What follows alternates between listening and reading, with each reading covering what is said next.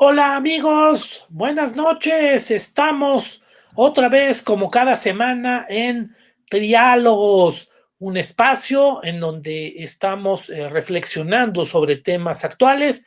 Estamos haciendo algunas meditaciones, algunas reflexiones sobre temas que se han puesto de repente de moda. Y bueno, pues el día de hoy nos va a tocar un tema muy interesante. Vamos a estar hablando acerca de la conquista, si fue civilización o barbarie, y este tema viene a cuento, pues un poco porque se metió dentro de la discusión política por una carta que envió el presidente de México al gobierno de España, en la que se solicita que se pida perdón y que se reconozcan las atrocidades que se cometieron a los pueblos originarios. Y pues para hablar acerca de ese tema, pues tenemos a nuestros invitados de honor, nuestros invitados de triálogos que pues nos aportan grandes ideas, grandes contribuciones. Héctor de la Torre, nuestro gran filósofo, buenas noches, ¿cómo estás? Muy buenas noches Armando, aquí con un gusto, con ganas de platicar y bueno, una vez más aquí estamos. Gracias, gracias, Héctor. Y bueno, también nos acompaña nuestro gran politólogo Armando Cuellar. ¿Qué tal, Armando? Buenas noches. Hola camaradas, buenas noches. Héctor, pues ya saben, como siempre, un gusto de poder estar platicando con ustedes y hoy repasando ahí algunas lecciones de historia, a ver si atino alguna. No, bueno, y yo creo que el tema, sobre todo, debe ser valioso por la interpretación que le damos a 500 años de ese evento. Este año se celebra, pues precisamente parte de de esos acontecimientos es precisamente recordar la caída de México Tenochtitlan. Y por el otro lado, bueno, pues también tendremos en algún momento que hablar de otros eventos que también coinciden en aniversarios, como la consumación de la independencia. Pero bueno, pues el día de hoy nos toca hablar acerca de la conquista. Platicamos acerca de que hubo una carta que mandó el presidente y es la segunda vez que hace un comentario y unas reflexiones acerca de lo que fue la conquista. Y bueno, pues al final también sale a cuento lo que sería la solicitud de que se pida perdón. Y bueno, pues al final, entonces, bueno, pues este tema se vuelve, se pone en boga, ¿no? Yo creo que es un tema relevante que vale la pena estarlo platicando. Le voy a pedir a nuestros amigos que nos ven, pues que nos pongan sus opiniones, que nos den sus comentarios, que nos manden mensajes, pues diciéndonos sus opiniones acerca del tema. Y bueno, pues en primer lugar yo quisiera platicar con Héctor de la Torre, que nos dijera pues un poco su contexto. ¿Qué es lo que tú ves en el contexto completo del tema? A ver qué te parece una visión como este tema de la conquista, civilización o barbarie. Ok, bueno, a ver, primero que nada me gustaría hacer algunas acotaciones.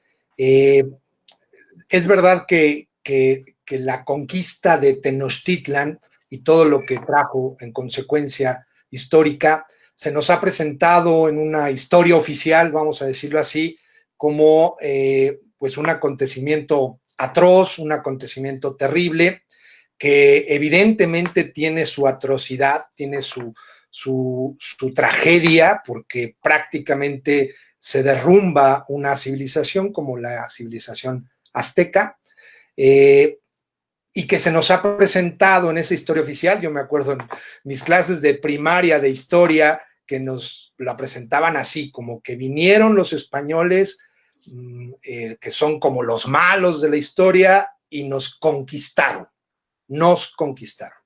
Entonces ahí habría que hacer varias acotaciones. Estamos hablando de un acontecimiento de hace 500 años, 500 años. Y hay que entender muy bien las circunstancias en las que se da. Se da en un momento en el que la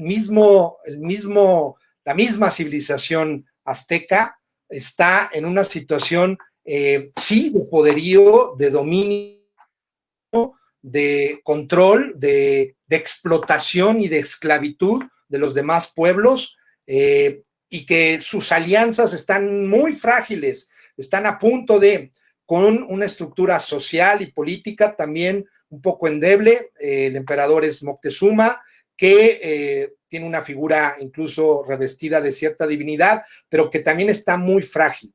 Y luego, por otro lado, los conquistadores, evidentemente españoles, encabezados por Hernán Cortés, que pues vienen ávidos de encontrar riquezas, de encontrar expansión, de encontrar dominio, y que se encuentran con estas circunstancias que con la habilidad, y hay que reconocerlo, con la personalidad de Hernán Cortés, sabe manejar y logra, obviamente estoy haciendo una reseña muy, muy breve, logra con su inteligencia política hacer alianzas con todos esos enemigos que tenían los aztecas para poder conquistar y dominar la Gran Tenochtitlan.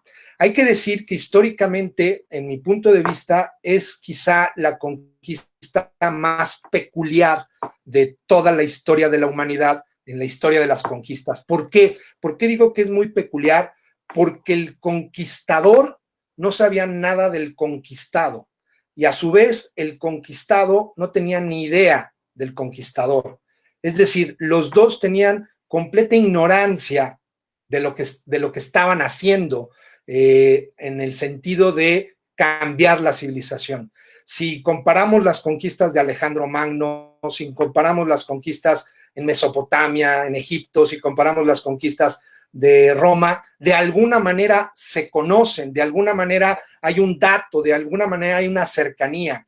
En este caso, en esta conquista, es totalmente ajena, distante en el tiempo, distante en la geografía. Entonces, realmente es un encontronazo cultural, vamos a decirlo así, un encontronazo de civilización.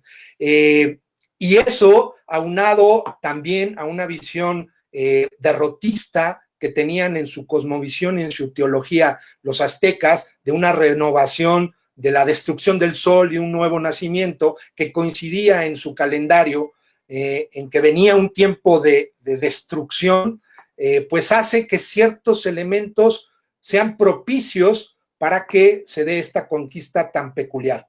Pero también hay que decir, y eso yo creo que es mi punto de vista con más ahínco para defender, que sí, chocaron dos civilizaciones, chocaron dos culturas, obviamente una fue derrotada, una de alguna manera fue triunfadora, pero salió una nueva, y es un entrecruzamiento donde tenemos que entender que es como un parto, y a veces los partos son dolorosos, a veces hay que hacer cesáreas, y hay que entender lo que surgió de ahí. Yo sé que en el inconsciente colectivo todavía, incluso un poquito aunado a la tesis de Octavio Paz en El laberinto de la soledad, de vernos como de alguna manera enajenados, acomplejados, no sé, vernos pusilánimemente como lo que sucedió después de la conquista, como el hijo de la indígena violada, ¿no? Hijo del español violador. Y entonces lo voy a usar con los términos que usa Octavio Paz: somos unos hijos de la chingada. Entonces, yo creo que a distancia de 500 años y de tener realmente una visión con más precisión histórica, deberíamos ya dar ese paso de decir, bueno, pero de eso, sí, terrible, sí, sangre, sí, muerte, sí, conquista, sí, destrucción, salieron cosas que es el México actual, que obviamente lo tenemos ahí en nuestro inconsciente colectivo, pero por eso hay que tomar conciencia, por eso hay que tomarlo. Y personajes, por ejemplo, como la Malinche, que incluso lo usamos despectivamente, ¿no? Rescatar el personaje de la Malinche, porque si hay alguien patriótico, si hay alguien defensor de su patria y de su origen, es la Malinche. La Malinche no es una azteca traidora, no es una traidora, porque también esa idea de creer que todo lo prehispánico es azteca.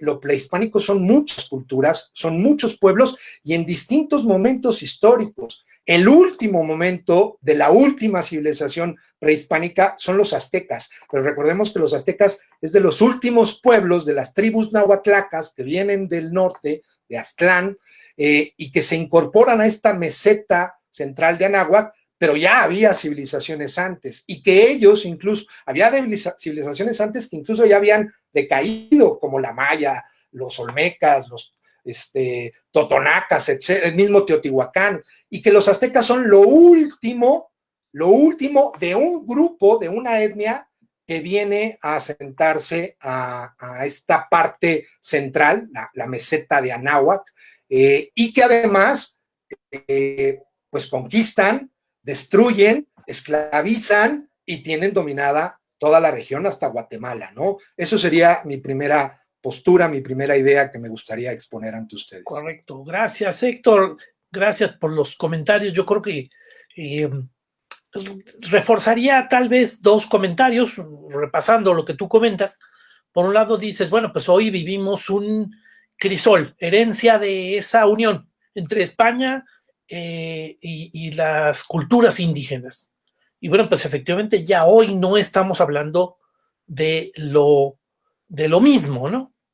Y por el otro lado, estaríamos hablando de, pues efectivamente también en que sí hubo violencia, ¿no? Habría que decir, bueno, pues hubo violencia, pero pues una conquista comparada con otras pudiera no ser tan llamativo, porque además estamos hablando de dos culturas que no sabían nada una de la otra, ¿no? Más o menos, digo, reforzando tal vez dos ideas que me llamaron mucho la atención de tu comentario.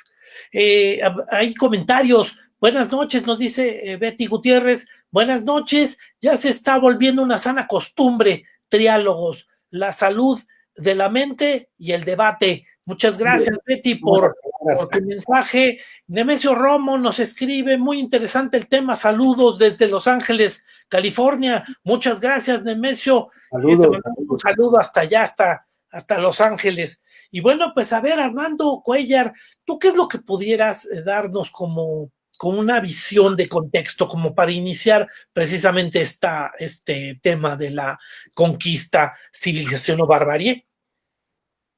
Claro que sí, compañeros.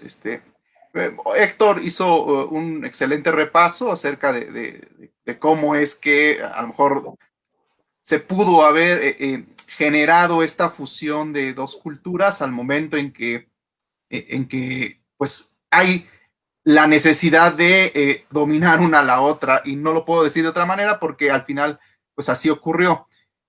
Al menos desde mi formación, me gustaría ver la discusión como en dos dimensiones que se entrelazan, dos dimensiones de análisis.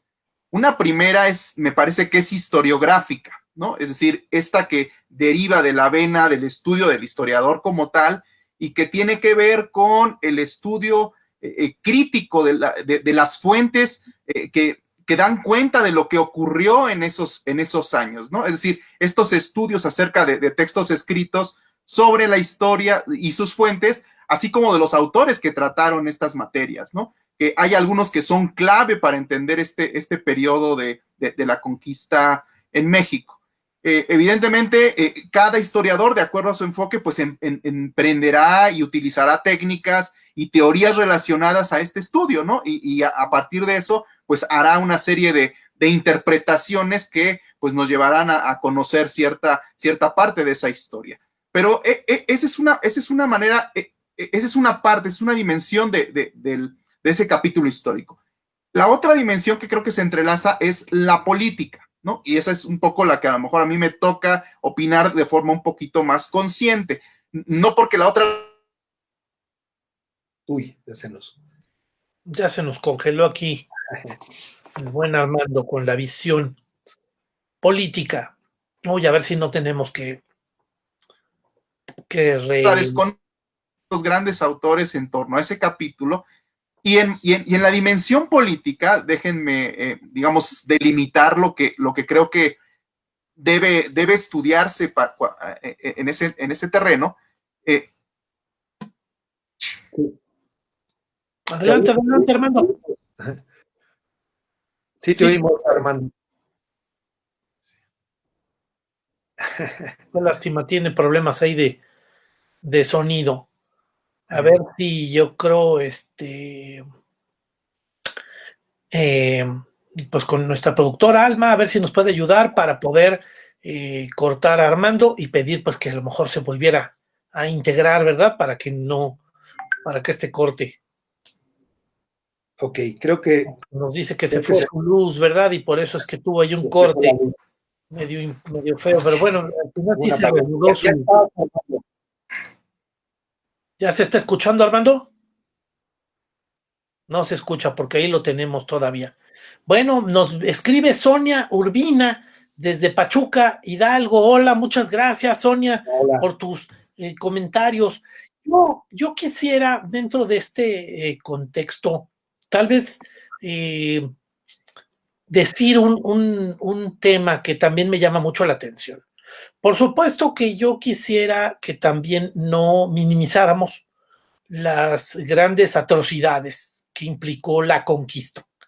El evento de la conquista fue un grupo de españoles con una tecnología superior en cuanto a lo que sería el enfrentamiento de estas dos culturas, estas dos civilizaciones, y que a la hora de llegar a América hicieron demostraciones de poder terribles. Yo creo que una de las más llamativas y que además se nombran en algunos escritos es precisamente la matanza de Cholula, en donde tenemos el gran evento de la matanza de todos los habitantes del lugar, donde hay una destrucción por parte de Cortés. Cortés ordena que se destruyan todas las imágenes que se tienen en el lugar, pero también hay una narración de Bartolomé de las Casas, en donde habla acerca de un grupo de indígenas que fueron ordenados para que acudieran a una plaza, y en la plaza de repente los tienen encerrados y matan a cerca de 3,000 o 4,000 personas. Y por supuesto, pues hacen una demostración terrible de muertes. Fueron 3 días seguidos en los cuales estuvieron matando gente, y que al final cuenta Bartolomé de las Casas que salían a los 3 días todavía algunos indígenas de abajo de los muertos que se habían escondido y que iban todos llenos de sangre a pedir clemencia, y por supuesto la clemencia no se tuvo. Se les mató a todos. Luego al final se encerraron unos en un templo y al templo le prendieron fuego. Y los indígenas, dentro de todo su idioma y con la interpretación de la Malinche, les preguntaban a los españoles, muriéndose quemados, pues preguntándoles a gritos qué es lo que les hemos hecho. Entonces la verdad es que esas narraciones son escalofriantes. Sí estamos hablando de unas atrocidades terribles, que se cometieron abusos. El mismo hecho de haberle quemado los pies a Cuauhtémoc fue un hecho también documentado, en el cual se le quema con aceite los pies y todavía estuvo así 4 años tullido. Y todo eso era efectivamente también pues acompañado del saqueo de llevar oro y plata, que al final multiplicó las reservas de plata en Europa 7 veces. Entonces, bueno, pues al final esos escenarios, esas imágenes en donde tenemos esas condiciones, pues yo quisiera ponerlas sobre la mesa para decir, oye, sí estamos hablando de un evento sumamente violento. Estamos hablando de tal vez dolor de parto, lo nombraste tú, Héctor, pero yo te diría, bueno, pues al final el dolor de parto fue un dolor muy duro, y ese dolor pues al final sí existió y lo pagaron los indígenas, los pueblos originarios, que no negamos que hoy mucha de parte de la cultura de México, más bien la población mexicana, es herencia de ese crisol entre españoles e indígenas. Pero bueno, pues al final es un tema, ¿no? Armando, ya regresaste con nosotros, muchas gracias. A ver, si se interrumpió cuando nos decías, bueno, pues nos dijiste de la parte de la visión historiográfica, pero ibas a decir la visión política y ahí fue donde se interrumpió. Cuéntanos. Así es, mil disculpas, se fue la luz, pero bueno, me pude reconectar. Y comentaba yo que la parte política me parece que habría que entenderla como una consulta a la historia, como maestra en el entendimiento de la formación del Estado mexicano. su proceso de conformación, su proceso de ideologización y desde luego el entender cómo es que o qué tipo de relaciones de dominación hubo entre las clases de aquel entonces. Y es que cuando hay este periodo de conquista entendido como tal el sometimiento del Estado mexica, ¿no? Si es que utilizamos estas categorías ya occidentales como Estado o nación, existía un Estado mexica en su máximo esplendor, que era en ese entonces el Estado o el pueblo de mayor dominación respecto a otros pueblos originarios. Entendamos que, o no se podría entender que los mexicas hubieran perdido una conquista, sobre todo pensando que había unos españoles, o llegaba una expedición de 400 españoles, soldados de infantería, con alrededor de 15 caballos, contra cientos de miles de guerreros mexicas. Es decir, ¿cómo es posible que hubiese pasado esto? ¿No? Muchos historiadores y estudiosos se preguntan eso, y hay respuestas a ello, y Héctor lo mencionaba desde luego en algún momento, es decir, hay una serie de concepciones también cosmogónicas que le hicieron pensar en su momento a nuestro pueblo mexica que el final estaba cerca. Por ahí, el año pasado, en una conferencia, Eduardo Matos Moctezuma platicó acerca de algunos presagios que fueron previos al inicio de este periodo de conquista. Hablaba de algunos presagios que fueron importantes al momento en que ven descender a los españoles, o se empiezan a enterar de que los españoles ya están llegando a las costas de Veracruz, ¿no? Empiezan a enviar emisarios, embajadores a los españoles en aquel entonces para que no llegaran a Tenochtitlan, justamente temerosos de que estas profecías empezaran a cobrar vida. Moctezuma, desde luego, era un tipo tremendamente creyente de estas profecías, y pues bueno, me parece que hay varios historiadores que han revisado el tema y pues coinciden en que esto desde luego afectó en el estado de ánimo, y de actitud del propio imperio. Pero no todos pensaban como Moctezuma, ¿no? Recordemos en ese entonces, pues evidentemente la reacción de Cuitláhuac o del propio Cuauhtémoc en la defensa contra el asedio español, pues fueron de magnitudes históricas. Pero bueno, más allá de esta serie digamos, de hechos específicos de cómo se fueron registrando, sí me parece que debemos analizar el tema desde un punto de vista de cómo esto alimenta y nutre nuestro propio nacionalismo. Y cuando el presidente López Obrador empieza a sacar esta situación como una puesta a discusión con la cuestión española, es porque sabe perfectamente que la conquista y todo el periodo vamos a llamarlo, del novohispánico, es una herida abierta entre las clases. Hoy en día, aunque ya no existen esas clases, sigue habiendo una enorme desigualdad, tal y como lo ha habido desde siglos atrás. Entonces, como decía aquel título que tenía Vasconcelos de "Por mi raza hablará el espíritu". Hace 2 años, Oxfam usaba esa misma frase para decir: "Por mi raza hablará la desigualdad".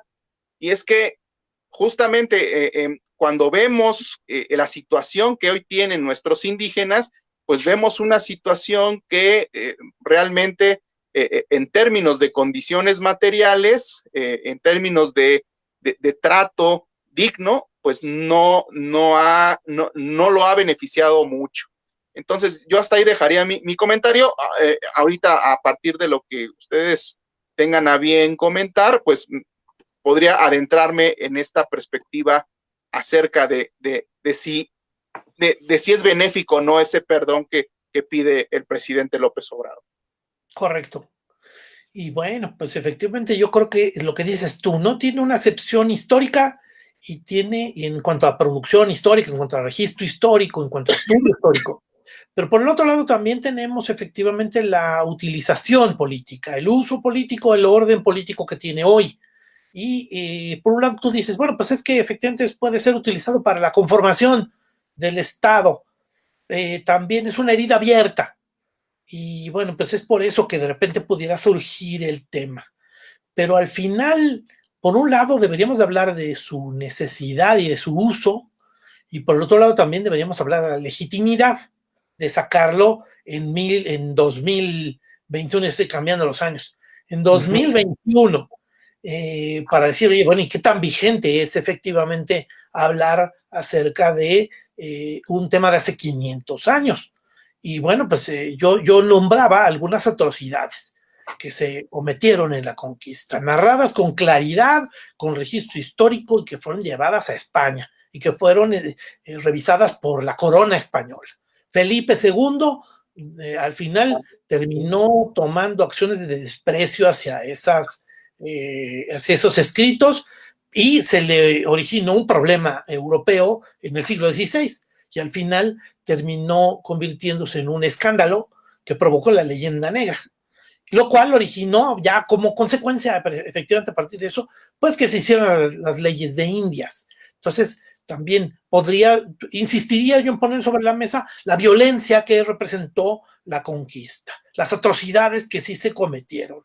Entonces, no sé, ahí, en ese tema, en ese tenor, ¿tú cómo armarías un poquito la visión, Héctor de la Torre? Ok, bueno, no hay forma de defender esas atrocidades, no hay manera de decir que hay legitimidad o que había por qué hacerlo, pero sí hay que entender las circunstancias en las que sucede. Que lo que yo sepa es que no hay conquista pacífica ni conquista, bueno, hay conquistas amorosas, pero no estamos hablando de esas.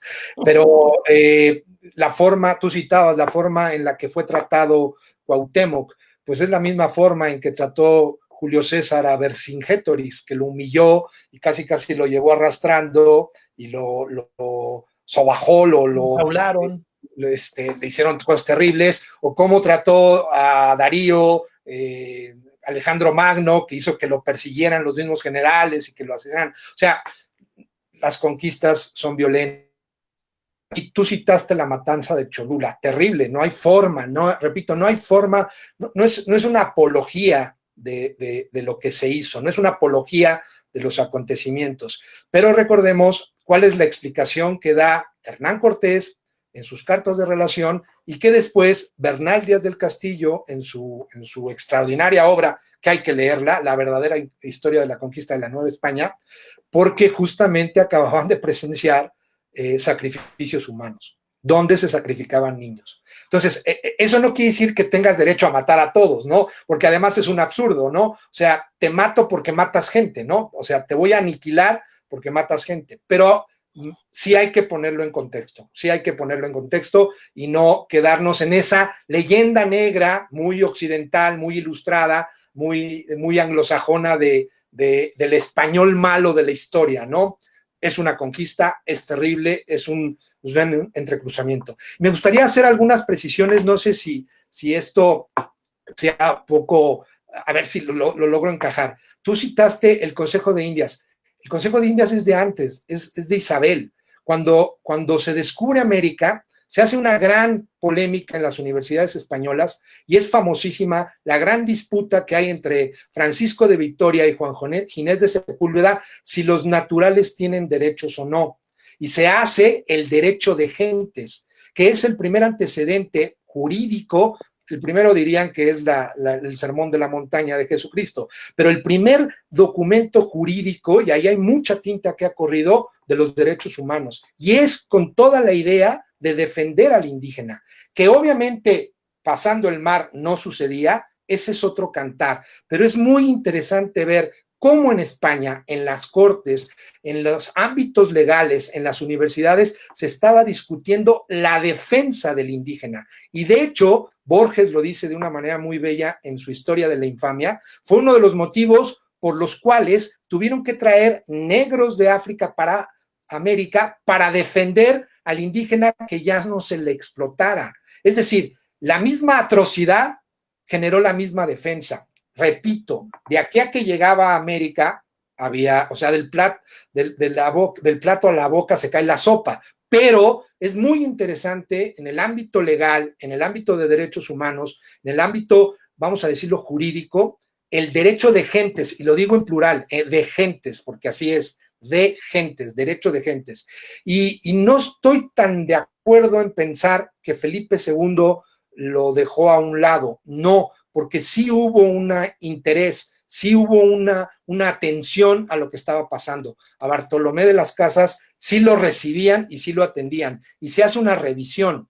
Reitero, los encomenderos quizá no les llegaba, y por eso había un pleito entre muchas veces frailes que los defendían y encomenderos que no obedecían las reglas. Esto se va a extender a toda América, y después va a haber un problema, por ejemplo, con la corona portuguesa, porque la corona portuguesa sí tenía por legalidad la esclavitud del indígena, la corona española no. Y entonces había un tráfico ilegal, ¿sí?, de encomenderos españoles que en un mercado negro vendían esclavos indígenas, pero era totalmente fuera de la ley, ¿sí? Reitero, yo no puedo defender, ni hay manera, ni creo que haya quien lo defienda, bueno, por ahí habrá alguien, las atrocidades que tú mencionas de Hernán Cortés, pero Hernán Cortés es un conquistador, Hernán Cortés es una figura que hay que volverla a poner en el lugar que debería tenerse objetivamente. Sí, se le presenta como atroz, se le presenta como un asesino, y lo es, pero tampoco hay que llegar en esa exageración, por ejemplo, el estilo de Diego Rivera en el Palacio Nacional, poniéndolo como tullido y jorobado. No, Hernán Cortés es un Alejandro Magno, es un Julio César, es un Napoleón, es un estratega, es un tipo muy inteligente que sabe usar las circunstancias, como cualquier conquistador que cometió atrocidades. Pues díganme un conquistador que no haya cometido atrocidades. Reitero, no estoy defendiendo la atrocidad, pero sí creo que sí debe reivindicarse la idea de, a ver, que no somos esos pueblos indígenas, somos consecuencia de un entrecruzamiento, utilizo una palabra de Leonardo da Jandra, un entrecruzamiento cultural, porque no solo lo español y lo azteca, es todo lo prehispánico que también estuvo, pero en lo español también venía lo árabe, también vino lo africano, es decir, son muchas culturas las que dan pie a lo que tenemos que entender, una nueva cultura, que es la cultura mexicana, y que la cultura mexicana es eso, una mezcla de muchas culturas, no es una sola cultura, son muchas culturas. Mientras no nos veamos múltiples, no podremos hacer unidad. Y entonces esas heridas de las que viene a hablar Armando, pues entonces las veríamos de otra manera, las veríamos como las heridas de una cesárea. Mientras no reconozcamos que el primer mexicano es Martín Cortés, creo que seguiremos echándole limón a la herida y no la idea de realmente superar esto. Ahora, Armando dijo un tema muy importante, ¿sí? En la actualidad, y esto no es de la conquista, hay más de 68 pueblos indígenas. Hay más de 20 familias lingüísticas distintas completamente al español. Más o menos hay alrededor de 15 millones de indígenas que no fueron conquistados. La Gran Chichimeca, hay que leer un libro que se llama La Conquista de la Gran Chichimeca, no fue conquistada por los españoles y se quedaron ahí, Los huicholes, los coras, los tepehuanos, esos nunca tuvieron contacto con los conquistadores españoles y están ahí, y están sumidos en la tristeza, y están sumidos en el abandono, y están sumidos en la pobreza, no por las conquistas de los españoles, por nosotros mismos mexicanos, porque nosotros mismos mexicanos, ¿cuál es nuestra principal ofensa? Pinche indio. O sea, nosotros no, o sea, ¿a quién habría que pedirle perdón? A nosotros, a nuestros sistemas políticos, a nuestro desprecio, a nuestro racismo, no a la corona española, que además, permítanme decirlo así, creo que es anacrónico, creo que obviamente tiene un sentido político con sus intereses, es totalmente anacrónico pedirle perdón o exigirle perdón al gobierno español, porque la España que conquistó Tenochtitlan nada tiene que ver con la España actual. Para empezar, el rey es un Asturias, es un Habsburgo, el rey actual es un Borbón, el otro es austriaco, este es francés. España, aunque el término sí se usaba, pero no existía. España no existía, era la corona de Castilla y la corona de Aragón, ¿sí? Que entonces, si le vamos a pedir perdón, ¿a quién le pedimos? Exigir perdón, ¿a quién le exigimos perdón? Al rey actual, nada tiene que ver. ¿Y a quién le va a pedir a dar perdón? ¿Al huichol? ¿Al cora? ¿Al tepehuano? ¿A quién? Entonces, es totalmente anacrónico esa exigida de perdón. Es como si el Estado de Israel le dijera al gobierno de Egipto que le exige perdón por haber esclavizado a los hebreos en la época de los faraones. Me parece totalmente anacrónico y obviamente tiene unos tintes políticos, y lo digo así, perversos. Y yo creo que mientras no tengamos esta idea de, a ver, sí, fue doloroso, sí, se destruyó una civilización, pero surgió una nueva. Y que nosotros somos más de esa nueva.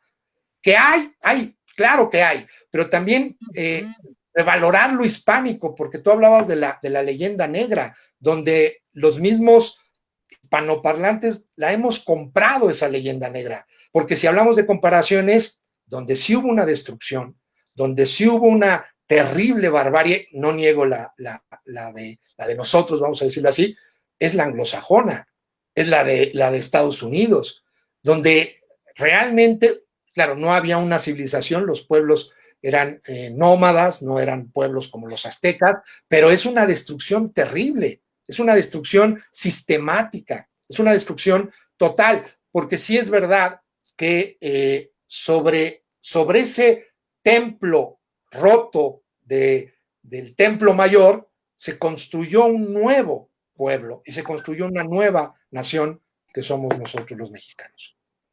Yo te quisiera decir, digo, perdona, tratando de ser purista. Ahorita al principio decías, oye, hay que incluir el tema de los consejos de Indias, porque yo nombré las leyes de Indias. Y los consejos de Indias son herencia efectivamente de el testamento de la reina Isabel, y tienes ahí toda la razón. Los consejos de Indias se conforman como un cuerpo jurídico, como un cuerpo legislativo, o más bien de orden legal, que se establece, en donde se establece toda una organización y una burocracia para cuidar a los indios.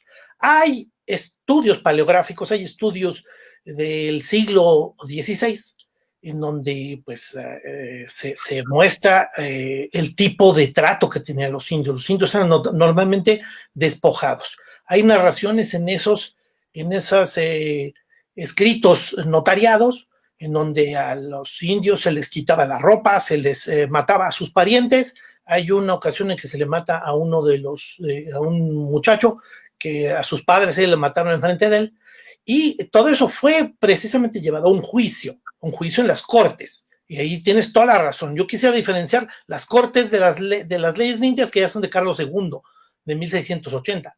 Al final, también hay que partir de otra nueva idea que también quisiera yo incorporar aquí a la discusión. A la hora de que se establecen las leyes, siempre se le dio un trato diferente a los autóctonos de América, y siempre se les considera un orden social inferior. Tan es así que no tenían acceso a puestos públicos, no tenían acceso a ocupar puestos de gobierno. Todo eso tenía que venir de peninsulares que estaban por arriba en la sociedad, de los indígenas, que nunca fueron reconocidos con algún tipo de derecho igualitario. Claro que los derechos igualitarios tendríamos que considerar que tienen su orden social, porque también Europa pues tiene sus desigualdades en ese momento, ¿no? Los nobles también tienen privilegios sobre el tercer estado en Europa en pleno siglo XVII, XVIII. Entonces eso es totalmente, yo creo que efectivamente un marco histórico muy interesante. También creo que vale la pena decir, oye, pues a la hora de hablar de nosotros, deberíamos estar incluyendo a esos pueblos indígenas que sí, fueron maltratados, sí, y que ni siquiera se han incorporado a una sociedad, y que no pretendemos que se incorporen, pretendemos que se les respeten y tengan sus derechos bajo sus condiciones indígenas. Entonces, al final, bueno, pues efectivamente ellos, algunos o una gran mayoría, somos herencia de esa unión policultural, multirracial, que podríamos decir que representó el encuentro de dos mundos. Y bueno, pues al final yo creo que sí es cierto que este tema de todas maneras tiene una acotación política, ¿no? Al final, ¿por qué se pide una disculpa por parte del presidente y hace tanto revuelo? Yo escucho a algunos intelectuales o gente en España que también de repente terminan un poco como que sintiéndose atacados. Cuando yo creo que también lo que pasa es que a lo mejor de una manera pragmática, y esa es tal vez la interpretación que yo doy, se quiere poner el tema en la mesa. Decir, oye, si hubo atrocidades, y esas atrocidades debemos aprender que no deben repetirse y no deben elogiarse. Y por el otro lado, pues también esa forma de ponerlo sobre el orden político, pues yo creo que también termina siendo bastante claro. Entonces, no sé si ese sea un poco el objetivo y si sea legítimo manejarlo de esa manera. Entonces, bueno, pues un poco eran mis comentarios con respecto a tu intervención. Armando Cuellar, cuéntanos, ¿qué es lo que tú tendrías como idea sobre esta parte de la discusión? Pues bueno, digamos, reconectando con la pregunta que hacías, Héctor, respecto a si debe pedir perdón España a México por la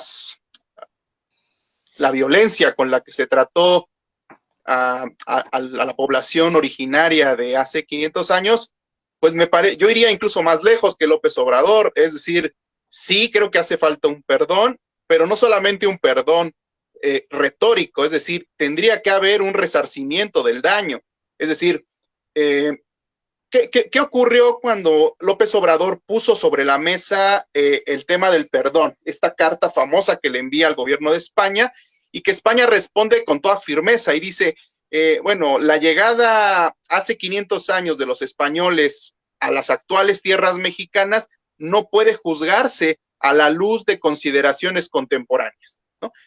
Así lo resume la posición de España. Y dice, a ver, no miremos con los ojos actuales, y entiendas entre paréntesis, no miremos con ojos de naturalismo, ¿no? De derechos humanos, actos que ocurrieron hace 500 años. Y con esa explicación, argumento, España cree que puede sacudirse esta exigencia que a mí me parece completamente legítima.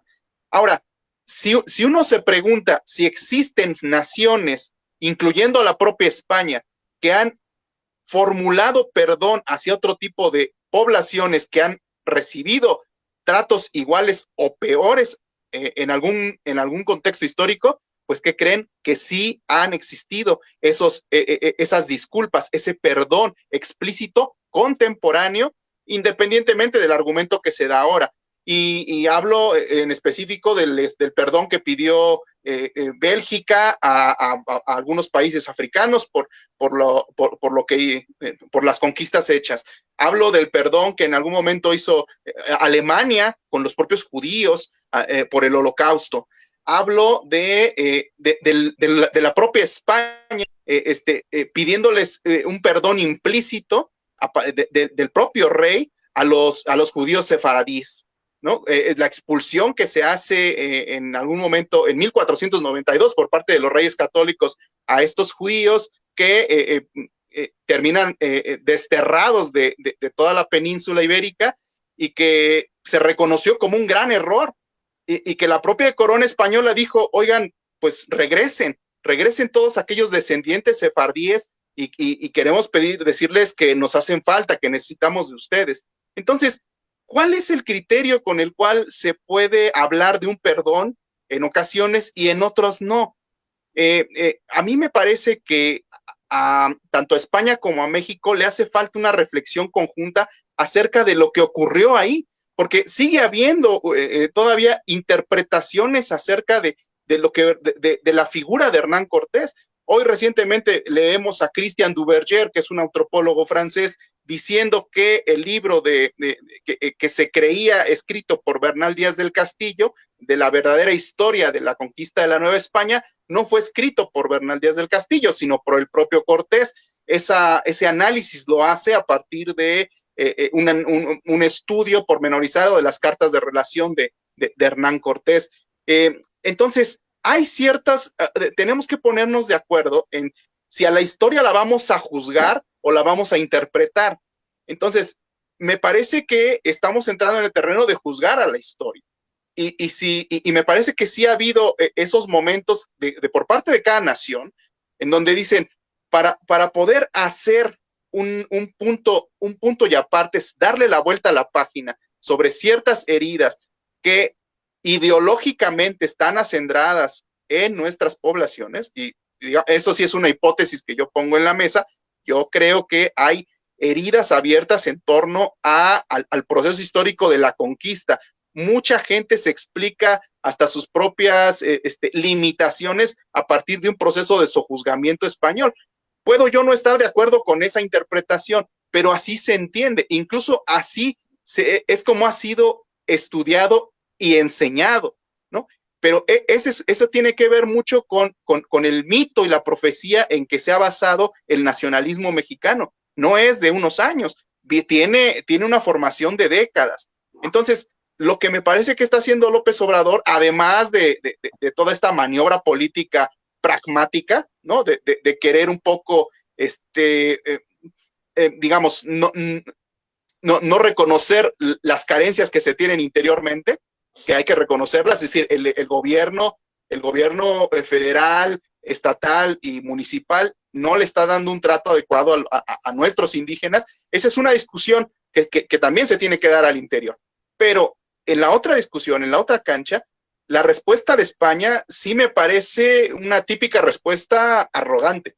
Es decir, es una arrogancia que todavía se sigue pensando que ellos son los civilizados y nosotros seguimos en este submundo terriblemente desigual. Y en su manera de razonar yo no tengo por qué pedirles perdón por algo que yo no hice o que hicieron mis antepasados, pero sí se lo puedo pedir a los judíos, porque los judíos son, entiéndase, ¿no?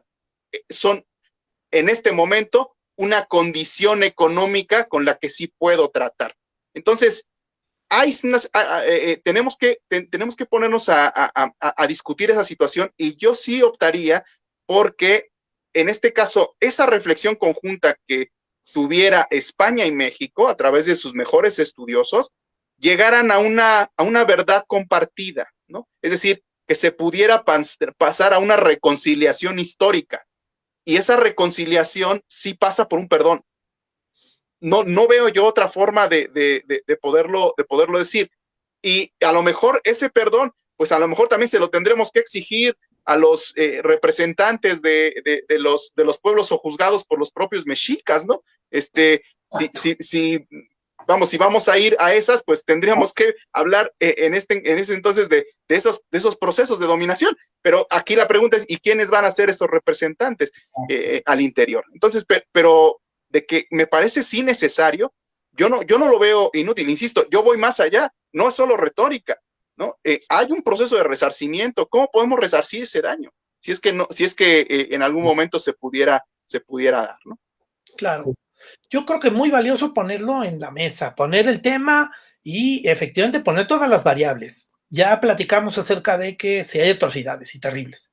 Ya platicamos acerca de efectivamente de aportaciones o pasos, pero que al final también no resultaron en un beneficio como el que hubiéramos querido en una condición ideal, ¿no? Yo creo que también el hecho de haber puesto leyes de indias o condiciones desiguales durante toda la colonia, pues explica mucho del racismo y clasismo que vivimos hoy en México, que es una realidad.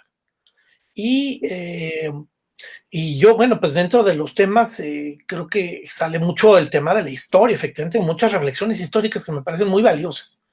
Entonces, bueno, pues yo creo que esta mesa termina siendo muy enriquecedora sobre ese tipo de visiones y ese tipo de elementos. También, pues, ¿qué otros temas podrían incorporarse a esta discusión? Si se vale pedirle a España que se disculpe y que pida un perdón, pues también podríamos decirle a los Estados Unidos que también hagan lo mismo por la invasión injusta que cometieron a mitad del siglo XIX, quitando la mitad del territorio a México, ¿no? Entonces, bueno, pues es un poco también como que qué tan cercano a nuestro presente es cada evento y qué tanto lo seguimos sufriendo, porque hoy sigue siendo un problema la relación con los Estados Unidos, y ese tema sí no se toca, ¿eh? Y ese tema también fue muy, también responde a una condición pragmática. Nos comentan rápidamente dos comentarios. Sergio Octavio Hernández nos dice: valiosa información, gracias por dejarnos saber algo tan importante para entender qué y por qué somos. Muchísimas gracias, Sergio. Katia Molina: por algo hasta el día de hoy siguen usando el término gachupín como despectivo. Es cierto, y yo creo que también el término indio estaría como otra expresión despectiva, ¿no? Cuando estamos utilizándolo de esa manera. Héctor de la Torre, pues nos quedan poquitos minutos. ¿Qué es lo que podemos decir ya en estos últimos 2-3 minutos para poder concluir? Como siempre, da para más, y el tiempo es la barbarie, la atrocidad con nosotros. Me pareció muy atinado lo que dice Armando. Es que si vamos más allá, la humanidad entera le tendría que pedir perdón a la humanidad entera. ¿Sí? O sea, la historia de la humanidad, desgraciadamente, es tener que pedir perdón. ¿Sí? O sea, así es, ¿no? No lo justifico, pero así es, ¿no? O sea, creo que desde que Caín mató a Abel, ¿no? Habría que pedir perdón. Pero bueno, también, nada más para terminar, un tema que también Armando atinó muy bien, hasta dónde también no es una educación en la que hemos sido formados. Armando dijo, creo que prudentemente, desde décadas. No, yo creo que desde el primer momento en el que incluso está documentado, el embajador de Estados Unidos, Poinsett, entra en México y mete sus manos, mucho mete esta leyenda negra de identificar, de dividir, de separar, y no de ver que hay un nuevo México que sí tiene sus problemas, tiene sus heridas, pero que tenemos que aprender a cerrar esas heridas y despreciar lo indígena vivo, despreciar lo español y querer exaltar lo indígena muerto, que creo que ese es el absurdo, porque también lo decías tú, Hudson, lo decía Armando, y yo lo reitero, ahorita el indígena vivo está en una situación precaria. O sea, de los millones, porque son millones de indígenas, ¿cuántos de esos no están en una pobreza extrema, en un olvido total, en un abandono total? Y aunque sí, yo creo que lo mejor es dejarlos con sus usos y costumbres hasta cierto punto, ¿cuánto no le debemos nosotros? No la corona española, no Hernán Cortés, no la historia, nosotros en presente, cada día, ¿cuánto le debemos a este indígena que todavía está vivo? Yo nada más para terminar diría que México es muy complejo. México, me gusta la analogía, nació de un parto doloroso con cesárea, pero que el resultado tenemos que verlo como algo maravilloso, y la analogía también la haría con su comida. O sea, ¿qué es la comida mexicana? Si ustedes ven la comida mexicana y me dan un ejemplo de platillo mexicano, creo que así es la historia de México. Somos moles, somos mezclas, somos muchos ingredientes, somos muchos sabores, muchos colores, y el resultado tenemos que verlo como algo maravilloso. Y así creo que tendríamos que sanear heridas. Eso es lo que yo diría finalmente. Sí, por supuesto.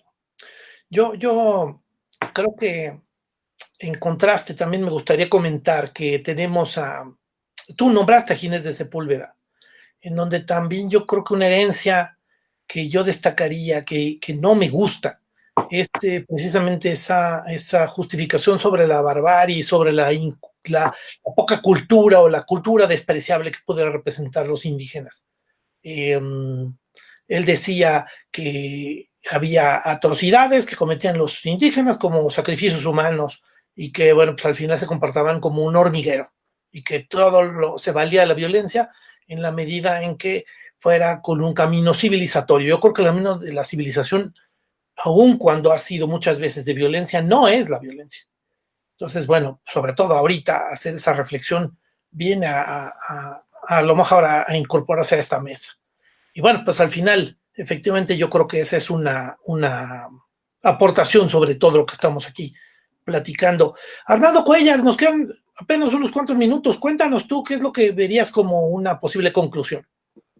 Sí, a manera de colofón, decía un gran historiador, para mí, David Brading, que la historia antigua en México comienza en mito y termina en profecía.